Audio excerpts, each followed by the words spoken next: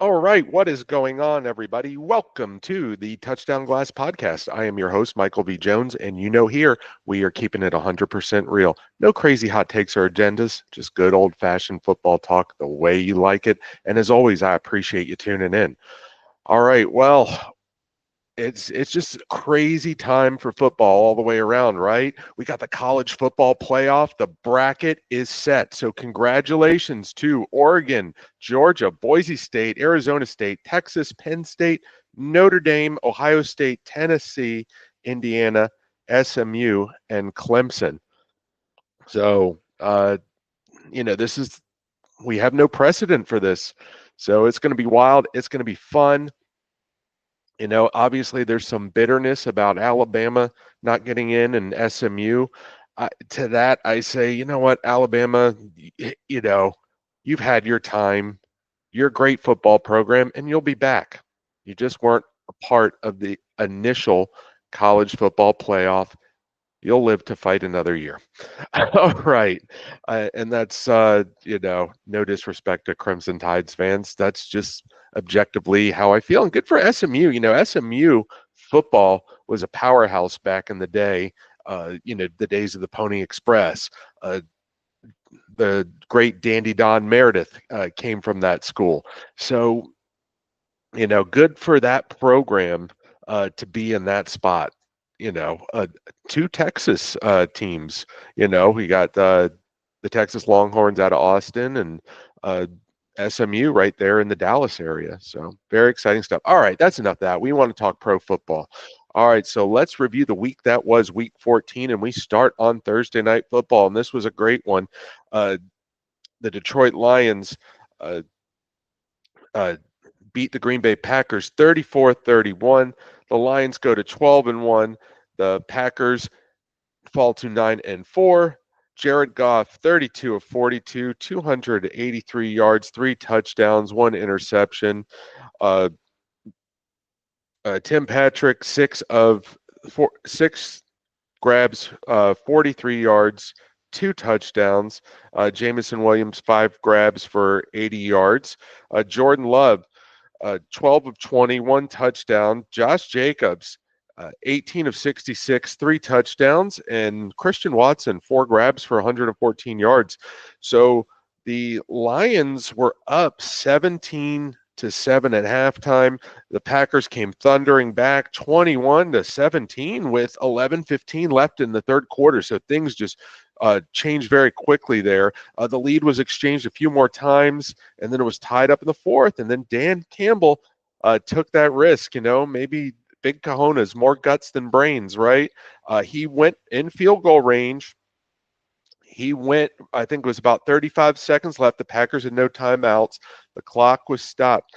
He decided to go for it on 4th and 1.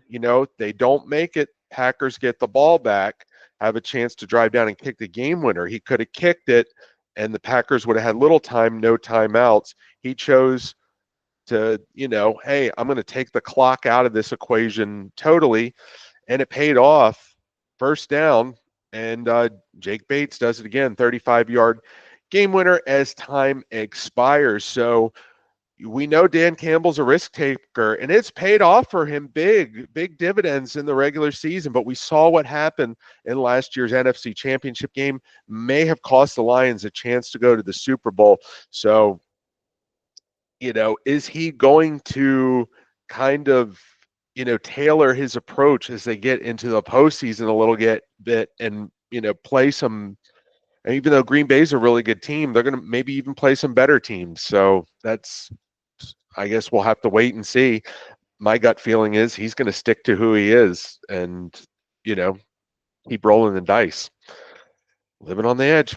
All right, Sunday's games. The Pittsburgh Steelers defeat the Cleveland Browns 27-14. The Steelers 10-3.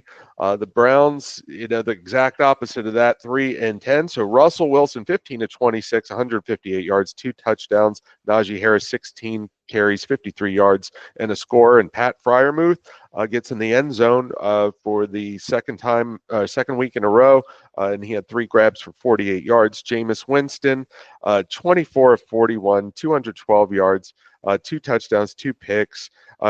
Jerry Jeudy found the end zone again, and he had 5 grabs for 64 yards. So after our early Browns 7-3 lead, the Steelers scored 24 answered points, and that was all she wrote. Jameis is going to Jameis. He's going to do the spectacular, and he's going to make you face palm. All right. The New Orleans Saints beat the New York Giants 14-11. So the Giants, the only team remaining still yet to win a game at home this season. Saints go to 5-8, Giants 2-11. Derek Carr went 20 of 31, 219 passing yards, a touchdown and an interception. Threw a touchdown to Juwan Johnson.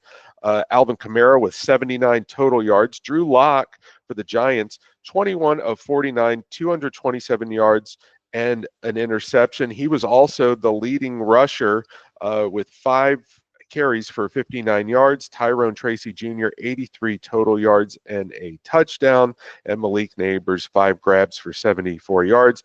So actually the Giants were driving down in getting ready to kick a potential 35-yard game-tying field goal when Graham Gano's field goal attempt was blocked by the Saints' Brian Breesy, and with 8 seconds left, and that was it. And now some bad news for the Saints. Derek Carr, concussion and fractured left hand. His season may be done.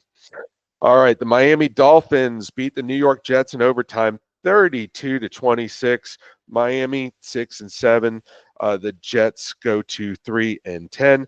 So Tua Tagovailoa was 33 of 47, 331 yards and 2 touchdowns. Devon Achane, 69 total yards and a touchdown. Tyreek Hill, 10 grabs, 115 yards and a touchdown.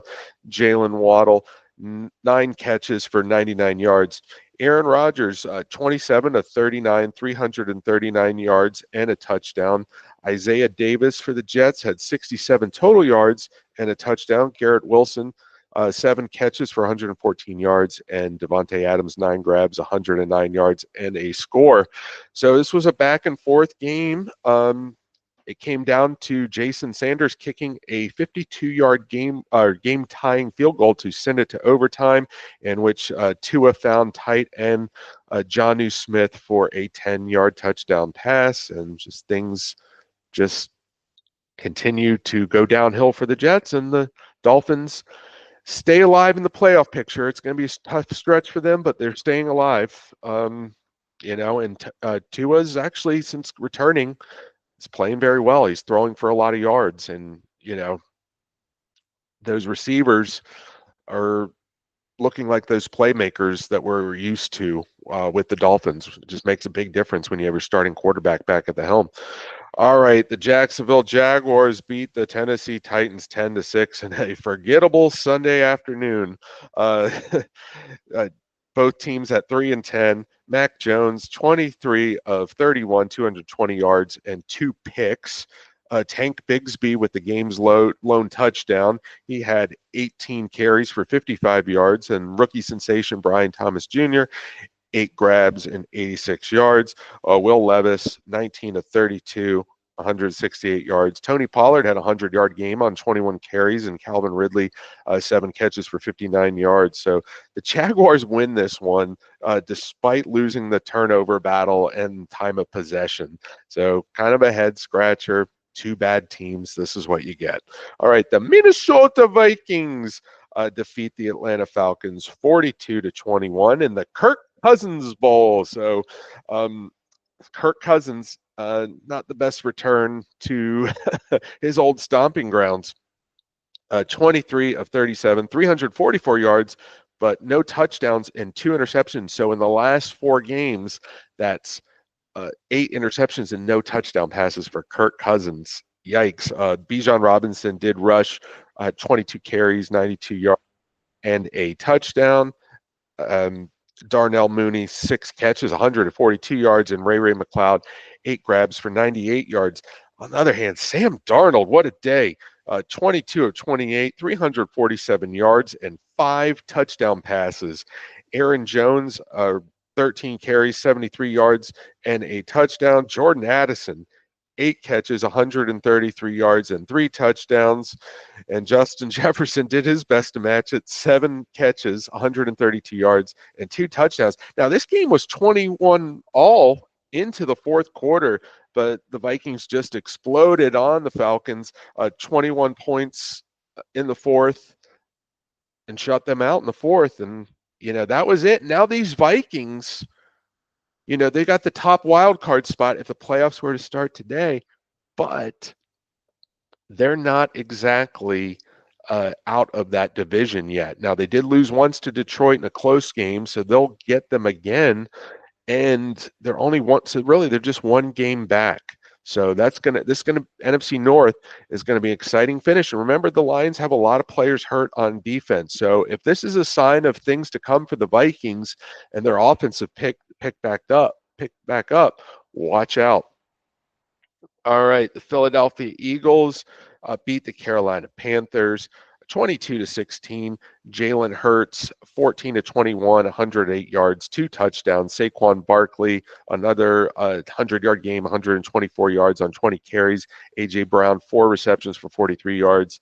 And Devontae Smith, 4 receptions, 37 yards and a touchdown. Bryce Young, 19 of 34, 191 yards, 1 touchdown, 1 pick. Chuba Hubbard, 26 carries, 92 yards and a touchdown. And Adam Thielen had 9 grabs for 102 yards.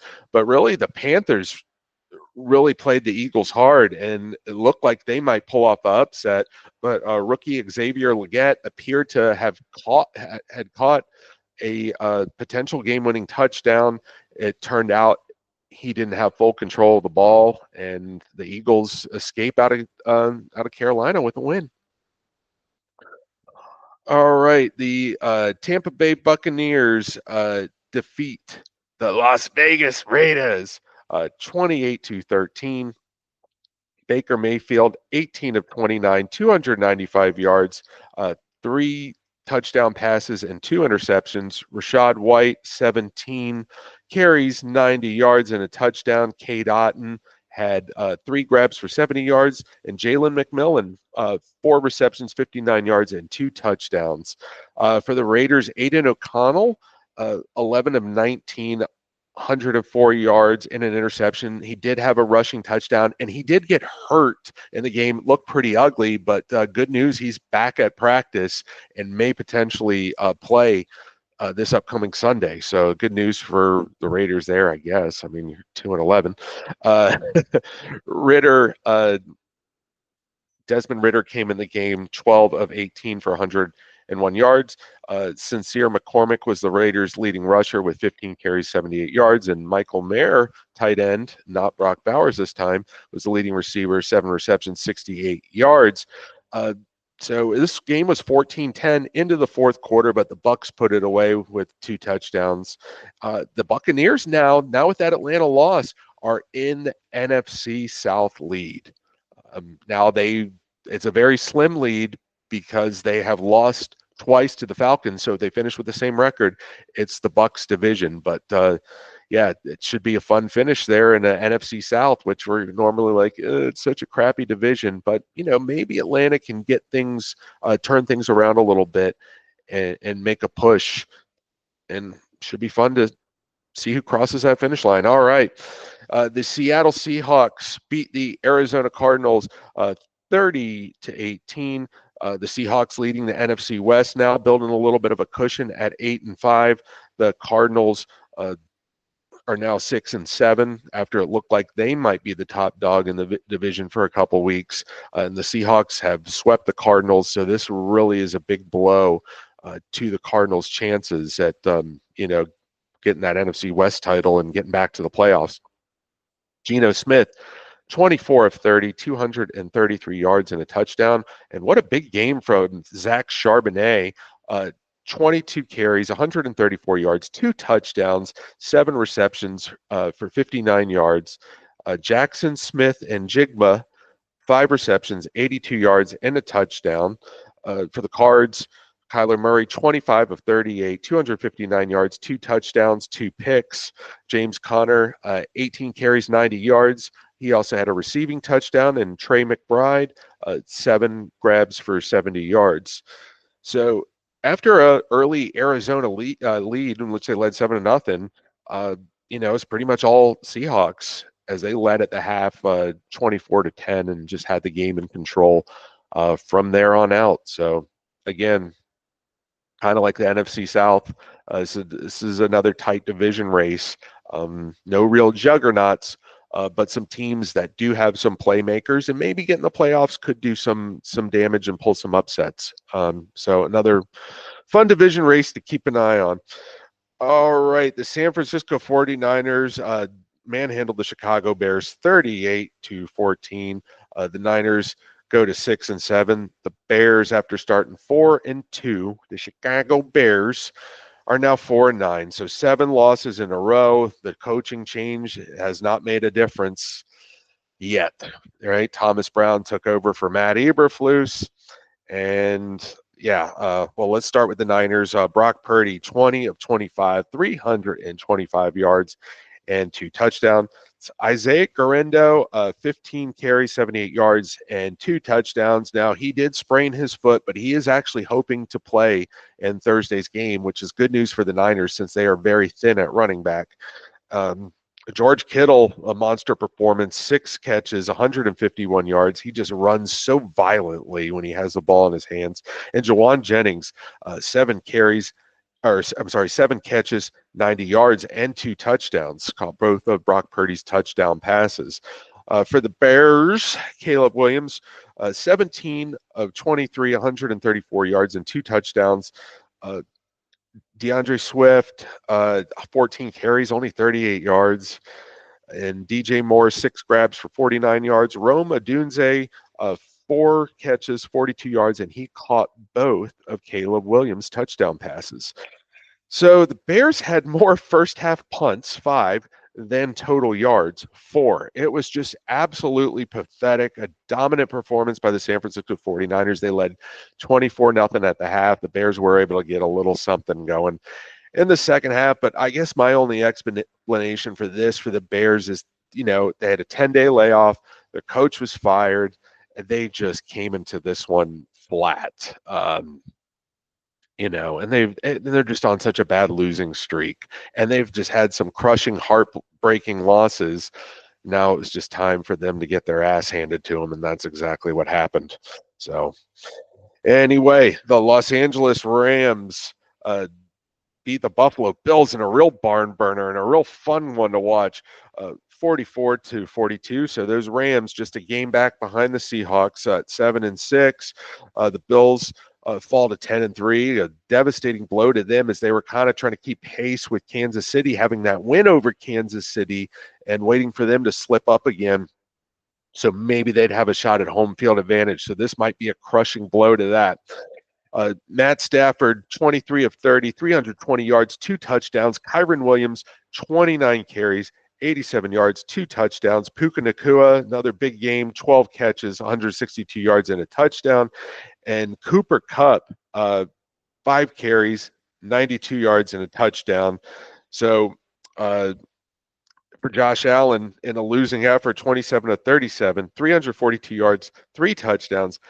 10 rushes, 82 yards, 3 touchdowns. So 6 total touchdowns for Josh Allen, and well over 400 yards total offense for him as well.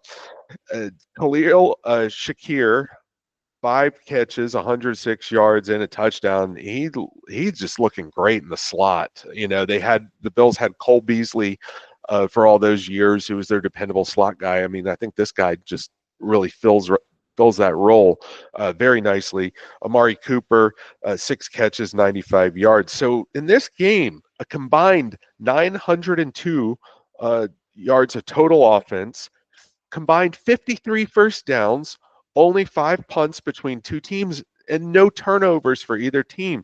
The difference was the Rams' time of possession was 38 minutes and 30 seconds. And they had a lead in this game with 8:26 left in the third, they led 31-14. So Buffalo is in a pretty big hole. I mean, they really fought themselves out and made it a game, but it was just too little, too late. A big win for the Rams, a disappointing one for the Bills, and both teams' defenses will leave their heads scratching after this one. Hopefully, it's an anomaly and not a sign of things to come as we get closer to playoff time. All right, Sunday Night Football. Dun, dun, dun, dun, dun, dun. The Chiefs do it again, escape by the skin of their teeth, and beat the Los Angeles Chargers 19-17. The Chiefs win the AFC West. They are 12-1, while the Chargers are now at 8-5. Mahomes, 24 of 37, 210 yards and a touchdown. Isaiah Pacheco, 14 carries for 55 yards, and Travis Kelce, 5 grabs for 45 yards. Justin Herbert, 21 of 30, 213 yards and a touchdown. Gus Edwards, 10 carries, only 36 yards, but he did find the end zone. And Joshua Palmer, 6 receptions for 78 yards. So the Chiefs led 13-0 at the half. We've seen this from the Chiefs. They get an early lead. We're like, okay, now they're just going to boat race this team, and it just hasn't happened yet. And the Chargers actually came back, took the lead with 435 seconds left, but KC was able to get the ball in scoring position for the go-ahead field goal. Matthew Wright, a 31-yard game winner that doinked off the left upright and bounced through. Just another one of the, Lady Luck is on the Chiefs side. What you going to do? Embrace it, enjoy it. It's kind of fun to watch, in my opinion. I'm not sick of the Chiefs. This is the Chiefs, didn't win anything for 50 years, right? They had a Super Bowl drought for 50 years. They had a drought where they didn't win like a playoff game for 20 years. So it's fun. I think not a big market Midwestern team, so a good regional fan base, and they have this team and they find a way to gut out wins. I don't have a problem with it. All right, Monday Night Football. Dun, dun, dun, dun. All right, the Cincinnati Bengals beat the Dallas Cowboys 27-20. So the Bengals finally get a win. And it seems like it's been forever. Both teams at 5-8. Joe Burrow, 33 of 44, 369 yards, 3 touchdowns, and 1 interception. Running back Chase Brown had 123 total yards and a touchdown reception, and there was just no answer for Jamar Chase. He was unbelievable. 14 receptions, 177 yards, and 2 touchdowns. It seemed like any time Cincinnati needed a play, when in doubt, just throw the ball to number 1 and good things happen. For the Cowboys, Cooper Rush, 16 of 31, 183 yards, 2 touchdowns, and an interception. Rico Dowdle, back-to-back 100-yard games, 18 carries, 131 yards. CeeDee Lamb, 6 catches, 93 yards, and a touchdown. But the story in this one was Nick Vigil's block punt, right? About the 2-minute mark. He blocks a punt. The Cowboys are going to get the ball and have a good chance to run some clock and take the lead. But Amani Uwariye, decided the punt block didn't go back. It went forward, kind of bounced. He decided he was going to field it, a la Leon Lett, for you old heads out there. Going to field it, and he didn't field it clean. That made it a live ball. The Bengals recovered, fresh set of downs, game-winning touchdown pass to Jamar Chase. Dallas got the ball back, couldn't do anything with it, and that was all she wrote. All right, if I didn't mention the Baltimore Ravens, Denver Broncos, Houston Texans, Indianapolis Colts, New England Patriots, or Washington Commanders, that's because they were on their bye week. All right, so let's get to the top stories. First off, I want to, send warm thoughts and wishes to Randy Moss. Randy Moss, we know him as the legendary Hall of Fame wide receiver. He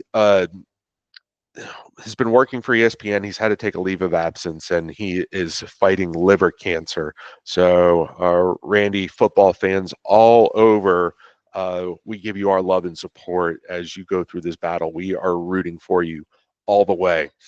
All right, I want to speak to some other old timers as Mark Gastineau.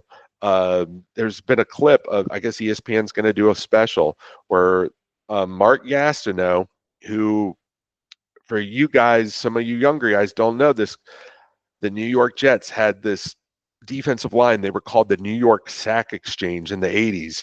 And 99, Mark Gastineau, I mean, he was a real force to be reckoned with. I mean, this guy was a specimen. He was jacked. And he could, if you get on YouTube and watch some of these highlights, the way he just crashed to the quarterback and disrupted the backfield. I mean, it was something to watch. Now, I think he's had some, you know, had some off the field issues, some health problems since, but it was kind of cool to see him back on, in the public eye, I guess. But he confronts Brett Favre because if you remember, this is probably about 20 years ago, Michael Strahan broke Mark Gastineau's single season sack record, and it's remembered as Brett Favre kind of, Strahan was right there. Instead of Favre trying to outrun him, he just kind of slid down and let Strahan tap him for the record. So Gastineau is confronting Favre on this, like, how messed up that was. To me, this thing looks staged. And I haven't heard anyone else say it, but I'm just watching it. It looks just so set up. Favre's reaction to it. Gastineau seems a little awkward. It's a real awkward situation, and that might be his personality. Is it staged? I don't know. It just looks that way to me. So I know people are kind of making a deal about it and taking sides on things. Some people don't like Mark Gastineau, and some people don't like Brett Favre. Some people don't like both. But we'll see if anything more comes of it. I'll be interested to check out that special. But anyway, watch some clips of Mark Gastineau if you haven't before. I mean, this guy was a stud in his heyday. All right, maybe some of the most shocking news to come out of the last couple of days is Bill Belichick taking the head coaching job at the University of North Carolina. He signed a 5-year deal. So Bill Belichick was going to be at the top of the list, right? Maybe like him and a Ben Johnson as far as getting a head coaching job in the NFL next year. He's off the list. And so people are kind of scratching their heads. He's never coached college before. He's, Don, if he comes back and coaches, that Don Shula winning record, all-time winningest head coach, is right within reach. But I guess he's just in a different place in life. He's got, he's dating a woman that's, extremely younger than he is. He's doing TV. He's bringing out his personality and the fun side of him. His son is coaching in college. I believe he's an assistant coach for the Washington Huskies. So maybe his son's having a good time. I don't know. And there's, I think maybe his dad had some history with coaching down there in Chapel Hill. I'm not 100% sure, so don't quote me on that. But I guess it's on his bucket list. He said he's always wanted to coach college. I'm interested to see how that helps with recruiting. These kids, remember, when was the last time the Patriots won a Super Bowl? Was 2018. So we're coming into 2025. We're talking, 7-8 years ago. Do these kids coming up, are they going to remember that? Are they going to remember that the Bill Belichick heyday, or is the legend, is it like a Michael Jordan where, maybe you're young and you didn't see him play, but you know who he is? My kid's very young and both know who Michael Jordan is. So, and a lot of their friends do as well. So obviously I'm not trying to say Bill Belichick's necessarily Michael Jordan, but maybe he is kind of in that Michael Jordan category of coaches. Let's face it, he's had that's a hell of a resume he's put together in the NFL. So, and I guess maybe him being on TV too, doing the Manning casts, and I'm sure some of the, younger guys prefer that as opposed to the traditional broadcast, which I prefer. That might be something. Oh yeah, that guy on TV, he knows football, because no one knows the history of the game like Bill Belichick. I wish he would do more stuff talking about history, because I could just go to dinner with him and be there for hours. But maybe that, seeing him on TV, the lighter side, seeing his football knowledge firsthand and knowing the success he's had, we'll see what it does. We'll see what it does. All right. Um, so the league is toying with the idea of having reviews for face masks. So I'm guessing it would go both ways, right? If they called a face mask and one wasn't one, or they missed one, you could throw the red challenge flag and have it reviewed. I think this is a good thing, right? And not all these face mask penalties, they happen, right? You're grabbing, guy ducks his head, and you just get a caught of his face mask, and it can look pretty ugly, even though it wasn't intended that way. Yeah, there was I think it was before that block punt, Joe Burrow was sacked on Monday night, and there was a missed face mask. I mean, his head got twisted, and that should have been a penalty and first down. So maybe that was the karma of the muff punt. um, but yeah, face masks are game-changing penalties, and it's a safety thing. They have to get that right. So I have no problem with that being a reviewable play. All right, the other thing that made news was, I guess, AJ Brown. His numbers have kind of dropped off this year, and finally I guess he's been asked about it a lot, and he just said it has something to do with the passing game. And I guess they're like, oh, now there's a problem between him and Jalen Hurts. And maybe there is some. We've kind of heard some rumblings about Hurts last year and his leadership style. Um, I look at it this way. We got to remember, we try to call receivers divas. Maybe some of them are. But they are dependent on another player, right? The quarterback has the ball in his hands. When he hands it to the running back, handoffs, they're pretty standard, right? So the quarterback and the running back, while they need blocking and the quarterback needs guys to get open, they're dependent that way.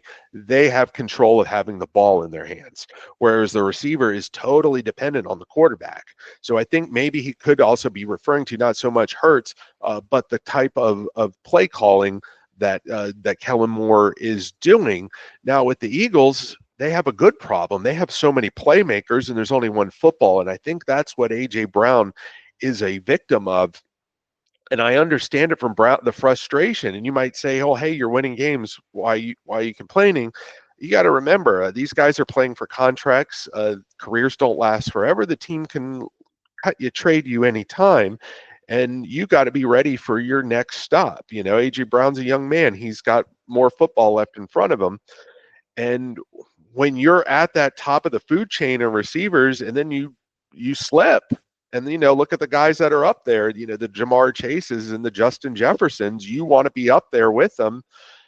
I mean, when you're due for your next contract, or you're trying to hold your spot, hey, I get it. I get why he just said, he voiced it. Now, he didn't say anything derogatory about anybody individually.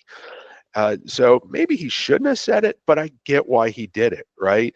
I mean, you sign these hey, he might be looking at it this way. Hey, I signed a big contract. I need to live up to it. And that's a good thing, right? Rather than taking the money and squatting. So I really don't have an issue with this. And I don't think it's a big issue for Philadelphia. They're winning games, and they're going to get the ball back in that guy's hands, because they're going to need to if they're going to make a push to the Super Bowl. All right. Okay, so let's jump into the slate of games we have for Week 15, and we'll start Thursday night football. We got a good one tonight, the Los Angeles Rams at the San Francisco 49ers. So the Rams, trying to keep pace with the Seahawks, are coming off that big win against the Bills. The Niners, all right, they're beat up, but hey, they really took it to a Chicago Bears team, and a lot of people thought, well, maybe with the Bears with the new coach, they had that really good second half against Detroit. Maybe they'll come into San Francisco and finish them off. Not so fast. So the Niners, if they can beat the Rams, they see themselves as having an opportunity to get back in this NFC West race. So this is a big game. I just kind of like the Rams here more. I feel like they have more momentum. They're healthier. But, it is in San Francisco, and it seems like during the regular season, Shanahan, for the most part, tends to get the best of McVay. I know it didn't happen earlier this year, uh, but short week, division matchup, anything can happen. All right, Sunday's games, the Miami Dolphins at the Houston Texans. So big game for Miami, still pretty big game for the Texans. I mean, I think they pretty much have this AFC South. But, we saw the Jaguars fumble it away last year, and, they're not going to want to do the same. Uh, the Texans are coming off the bye. Maybe they've ironed out some of their problems, but Tua in that offense, in that dome, they're not going against it. This Texan team is not a juggernaut. I I think they could pull off a road win and remain in the playoff picture. All right, the Dallas Cowboys at the Carolina Panthers. So I think Cowboy fans at the beginning of the year, maybe in the middle of the year, circle this one as a win. Not so fast. Even though Carolina's not winning, they are playing good teams tough. And the Cowboys cannot be careless with the ball. They got to score touchdowns in their red zone opportunities, or else the Panthers have some guys that can make some plays. Chuba Hubbard's a good running back. Adam Thielen's still got some gas left in the tank. And what's his face? Bryce Young, much improved. So I'm kind of liking Carolina here, and actually they are opening up as a favorite. All right, the New York Jets at the Jacksonville Jaguars. Oh man, both teams 3-10. If can the Jets just get a win, right? Can they just get a win? Because they should be able to beat this team. Aaron Rodgers and the receivers did not play bad last week. They did not. They put up some good numbers. So can they go out and get a win and maybe just give, I don't want to say, for lack of a better word, hope that we're pathetic, but we're not that pathetic. We'll see. All right, the Cincinnati Bengals at the Tennessee Titans. So Bengals get a win at Dallas on a short week, traveling to Tennessee, facing Brian Callahan, Joe Burrow's old offensive coordinator. Yeah, I just think the Bengals, even though their defense stinks, and the Titans can be explosive at times. When you got Jamar Chase, you got T. Higgins, you got Chase Brown having like the game he had last week. Yeah, it's just going to be too much firepower. But it could be a close one because that Cincinnati defense is a liability. All right, the Baltimore Ravens at the New York Football Giants. So here's an interesting fact: the Giants are the only NFC team to beat Lamar Jackson. They're the only NFC team he has lost to. I think he may have beaten them too. I'd have to go back and look, but that's kind of interesting. Now, the Giants, it looks like Drew Lock's banged up this time, and Tommy DeVito will be back at the helm. Ravens week off. I think they're going to get Derrick Henry in that running game going. So they're going to, I think it's going to be another home loss for the G-men. All right. Kansas City Chiefs at Cleveland Browns. I think this one's going to be a lot of fun. Jameis keeps it interesting. He keeps both teams in it. And the Chiefs have been living on the edge. I just want to throw my hands up in the air with the Chiefs. Okay, they'll probably win. How they do it, how they're bailed out, how Lady Luck comes creeping in, I'm not sure. But I'm going to say they go to Cleveland and get a win, and continue to build on their record, which is pretty much close to being able to you wrap up that one seed in home field, getting pretty close to that. All right, the Washington Commanders at the New Orleans Saints. So it's going to be no Derek Carr for the Saints. Commanders coming off a bye, and they had lost three in a row, and then they got that big win at home against the Titans. So they got to feel good about that. Maybe they're a little healed up, iron some more things out with their offense, and the Saints. You got to give it to them. They're playing hard for I think his name Dan Rizzi, the interim head coach. They're playing hard for him. I think I think this will be a fun one because Jaden Daniels, an LSU alum, returning to Louisiana, obviously a huge LSU fan base in New Orleans, and I think he'll have a crowd there. So I think the Commanders have a good chance to make it two in a row and continue their playoff push. All right, the Battle of Pennsylvania, the Pittsburgh Steelers at the Philadelphia Eagles. So two heavyweights here, and you know, uh, you look at talent, I think I might give the edge to the Eagles. You look at coaching, I'll probably give it to the Steelers. This should be a really good game.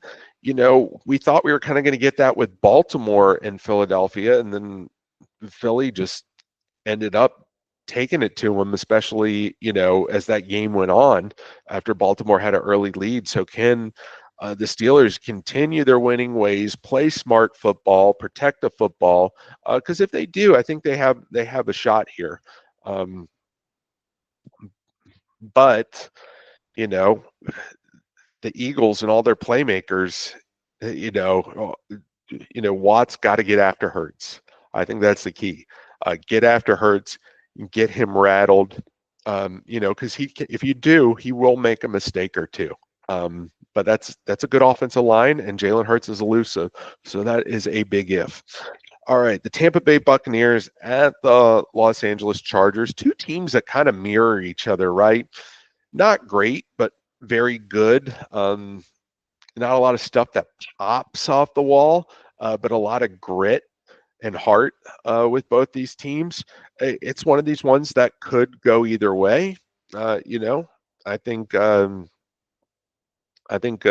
Baker Mayfield has carried this team at times, even though he doesn't always play his best. He's been a great leader through the Bucs injuries and their ups and downs. Um, while the Chargers, just not sure. Can they get that running game going with Gus Edwards? Can Justin Herbert, get some more guys involved? And maybe his numbers have kind of been a little, dropped off a little bit. Can he get back to, having a big performance? So kind of see maybe get a little more answers with both of these teams. All right, here's a real doozy. This is a great matchup. The Buffalo Bills at the Detroit Lions. So, Josh Allen, if he can go to Detroit and get a win, I think that he might already be the front runner for the MVP. I think if he does that, this could seal it. Obviously, Saquon Barkley's got a shot at 2,000 yards, so he is in the conversation there. But uh, Detroit, they're going to get maybe a couple guys back on defense. Will it make that much of a difference? But if Buffalo's going to go to Detroit and win, some other guys got to step up. James Cook needs to be a factor in the running game, because if they become too Josh Allen dependent against a really good team like Detroit, turnovers will happen. And that's not so much on Josh Allen. It's just the fact that if you have your quarterback do too much, chances are it's going to lead to turnovers. But I think we're all really, really looking forward to this one. The Indianapolis Colts at the Denver Broncos. Both teams coming off their bye. We know the exciting things Anthony Richardson can bring to the game. Can he, increase that completion percentage? Because I think he's got to throw over 50% on the road in Denver to come out a mile high with a win.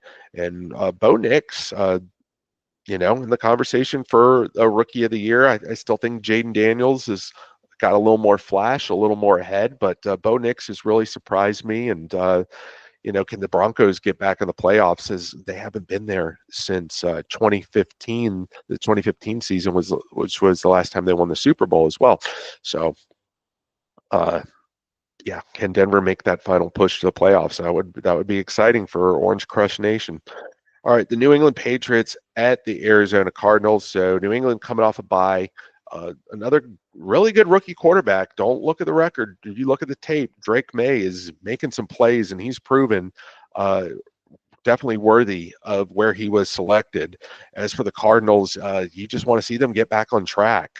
Do they have any fight left to even have a mathematical shot at winning this division? Because week by week it's just withering away.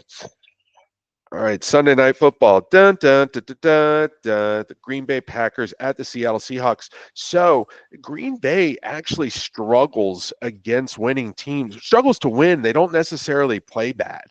But they almost pulled it off in Detroit on last Thursday. But how they're going to go on the road to Seattle. Seattle's kind of been up and down, but they're up now. They have a lot of momentum. And, I'm interested to see, can Geno Smith, he played, a clean game last week. Can he do the same? Can the Seahawks get, another big performance out of Zach Charbonnet? Can Smith and Jigba and Metcalf, get involved? Because they're going to need to, because this Packer team has got a lot of firepower. They got a running game with Josh Jacobs, and Jordan Love has receivers all over the field with Watson and Reed and tight end Tucker Kraft. I mean, I'm probably leaving guys out, but Seattle is going to have to put some points on the board like they did last week against Arizona. And if they're unable to, and the Rams are able to win in San Francisco tonight, again, that makes that NFC West more and more and more interesting. All right, Monday Night Football. Dun, dun, dun, dun. Double accent Midwest game. The Chicago Bears at the Minnesota Vikings. So we know the Bears are just a mess, right? And they nearly pulled off an upset back in Chicago a few weeks ago against the Vikings. But they were not able to get it done. I think that one may have gone to overtime. Anyway, and the Vikings, as of, they had that a couple weeks ago, that nice comeback win to pull it out at the end against the Arizona Cardinals. And then they just torched the Atlanta Falcons in the fourth quarter. I mean, Sam Darnold went off. So, I know it's a division game. I know the Bears are going to want to play better than they did in San Francisco, but it just seems like the Chicago's just a mess. And the Vikings, with a Kevin O'Connell and those playmakers, they're just in a much, much better place and have a lot more to play for. Like I said, they're not out of the division and possibly that number one seed. So as wild as that sounds, it was, great as Detroit is, they're just a step behind. All right, and then we have so it's a Monday night doubleheader. We have the Atlanta Falcons at the Las Vegas Raiders. So, can the Falcons get back on track? Can they, keep pace with the Tampa Bay Buccaneers, who have a tough one against the Chargers? So if Bucks lose to the Chargers and the Falcons beat the Raiders, then the Falcons have control of the division again, just like that, because they have the tiebreaker, sweeping the Bucks. So big game for them. If you're a Raider fan, do you want to win? You want to have the best pick possible in the draft, needing a quarterback. So yeah, maybe you just root for your team, but they'll probably lose and I'll be okay with it. But the Falcons need Kirk Cousins to stop turning over the ball and find some of those playmakers in the end zone. All right, well, that's all I got for this week. Enjoy the games, everybody.